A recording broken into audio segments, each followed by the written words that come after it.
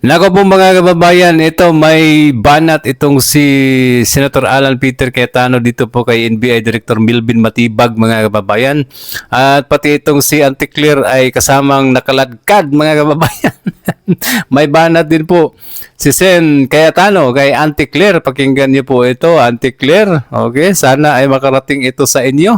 Dito po kasi mga kababayan, binanatan at pinuna ni Senator Alan Peter Cayetano ang paulit-ulit na pahayag ni NBI Director Milvin Matibag, panay pa press release, daming sinasabi, pero hindi naman daw po ginagawa mga kababayan. Kaya ito, binuljak at sinuplak itong si Matibag mga kababayan. Pakinggan po ninyo ito at pati si Auntie Claire ay nakaladkad din po mga kababayan. Ito po. So makikita nyo po, iba pa yung kay Senator Marcoleta, iba pa yung kay Mike Defensor.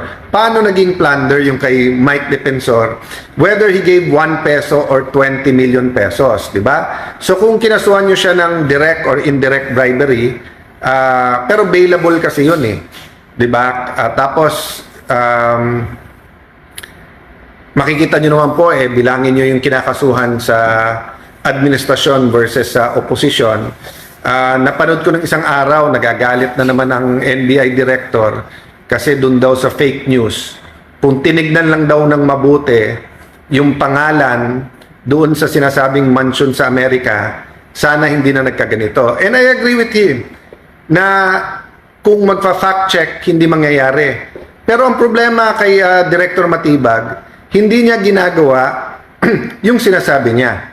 Diba? What he preaches, he doesn't act on. Why? Bilangin nyo nga lahat ng press release, lahat ng pinagsasabi niya about the SEA Games, hindi daw liquidated o nakita niya, iba't ibang ahensya, fully liquidated. Yung amounts na binibigay niya, pa iba-iba. O, tapos mali-mali naman pala. Tapos si ganito involved, bakit ganito, bakit ganyan. Kung nag-imbestiga ng tahimik at nag-fact check, hindi mali-mali, di ba? Tapos ganun din, na-admonish siya dito ni Senator, ng aming presiding officer, Senator Escudero, umuo siya. Sabi niya, yes sir, I understand. So ibig sabihin, hindi siya bawal mag-imbestiga, pero wag kang announce kasi it is considered intimidating yung mga judges, apektado yung impeachment court. O anong ginawa niya? Sunod-sunod pa rin yung announcement, hindi ko isa-isin, but yun, Ate Claire, ang panuurin at tignan mo. You know, when I was in the administration, not only in the Senate, sa Department of Foreign Affairs, pero paglipat ko as Speaker of the House, paano ko po nakikita yung iba kong ginagawa at na-judge? I try to step into the shoes of the opposite side. So yun ang ano ko kay, of course, trabaho ni Claire na ni Yusek Claire na mag-defend, di ba? But yung defense kasi niya may judgment. So ang problema, pag may judgment, i-judge din. So kung titignan mo po, ilagay niya muna shoes niya sa opposition ngayon. O subukan mo, Ate Claire, i-criticize mo ng matindi yung administrasyon, tignan natin mangyayari sa'yo. Diba? So kami, we're just making it light, pero hindi po madali ang buhay ng isang opposition, nasa opposition ngayon.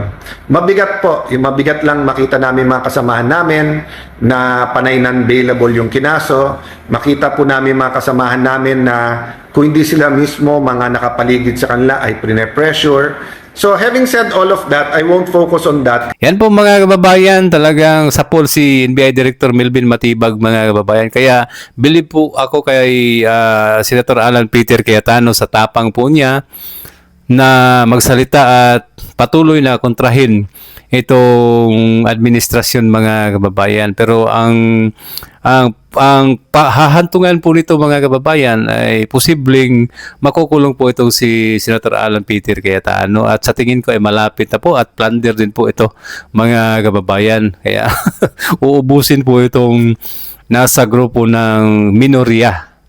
Tingnan niyo po, itong si Senadora Pia Cayetano ay meron na rin pong ethics complaint. Di ba? Wala na, ubos ang minority. Tapos Doon sa majority, wala kahit isa na nakasuhan mga kababayan. Ang daming aligasyon, ang daming akusasyon, nakatanggap ng malita, grabe ang delivery, marami ang nagsasalita, pero walang investigasyon na nangyayari mga kababayan. Ganun po sila kabayas. O, di ba gaya po nitong si Pinky Lacson na hinatid na raw niya sa ombudsman yung mga ebidensyang hawak niya para kay Cayetano mga kababayan. Tutuluyan ito, plunder. Ebidensya ni Lacson na sila lang po ang nakakaalam, sila lang po ang nakakakita. Diyos ko po, nako po. Grabe po ito mga kababayan. Kaya ito, Auntie Claire, narinig po ninyo ang banat ni Senator Alan Peter Cayetano. Okay. Magtrabaho ka ng maayos kasi ikaw yung nagpa-negative ng trust rating ng Pangulong Bongbong Marcos. Yung mga pinagsasabi mo, yung mga style mo na mahilig sa bardagulan, hindi nakakatulong yan. O di ba mga kababayan? Ito, pinagtanggol ni Auntie Claire mga kababayan itong naging pahayag ni Pangulong Bongbong Marcos sa SONA na magpapalipad ng racket sa Kalawakan. O di ba? Ito po, basahin ko lang po ang naging pahayag ni Auntie Claire mga kababayan dito po sa Ang Balita ngayon. Castro sa mga kritiko ng racket loans ni BBM. Huwag na silang magsilbing balakid sa mga ninanais ng Pangulo. O di ba, huwag na daw po tayong balakid, dapat tumulong na lang tayo mga kababayan.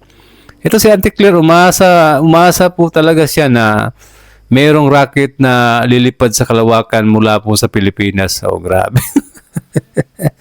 Diyos ko po, nako po mga kababayan. Ano kayang plano ni Pangulong Bongbong Marcos mga kababayan? Bakit po napunta po yung mga plano niya sa racket mga kababayan? Totoo kaya yung sinabi po nila na uutang itong administrasyong ito para punduhan yung planong racket mga kababayan? Ito po, pakinggan po ninyo ang naging pahayag ng isang vlogger mga kababayan kaugnay dyan. Tingnan po natin kung totoo ito mga kababayan. Ito po. Abay, nagpalakpakan ng sinabing magkakaroon na tayo ng racket. Nira-racket nyo na yung gobyerno, wag na kayong kumuha pa ng racket. Gumagawa lang kayo ng dahilan para makapangutang kayo eh. Yung inutang sa Korea na Panay Negros Guimaras Bridges, hindi pa nasisimulan. Ilang beses nang napunduhan. Di ba? Tapos racket pa. Ay naku po, sibuyas nga, naman problema tayo, racket pa. Ano ba ito? Hindi pa natin masiguro yung pagkain ng mga Pilipino. Tapos, magpapalipad na tayo ng racket papuntang Kalawakan. Aba, iba ka rin eh, no? Lakas mo mag-trip. Sayang ang bayot. Nako po, kung totoo po ito mga kababayan, delikado po. Parang uutang yata, gaya po lang sabi ng vlogger na ito, tapos doon itong racket ang gagawing rason para punduhan mga kababayan. Ito, hindi ko po sinabing totoo po ito, pero sa nakikita po natin mga kababayan sa administrasyon na sobrang korap po, maraming korupsyon na nangyayari na walang napanagot, ay posible pong mangyari po ito mga kababayan. Hindi malayong mangyari po ito. O di ba? Kaya ito, tingnan po natin ang Pilipinas. Meron pa bang Pilipinas na hihintayin ang mga Pilipino kapag nalubog na po tayo sa utang mga kababayan? Bawat Pilipino ay meron na po tayong utang bawat isa mga kababayan.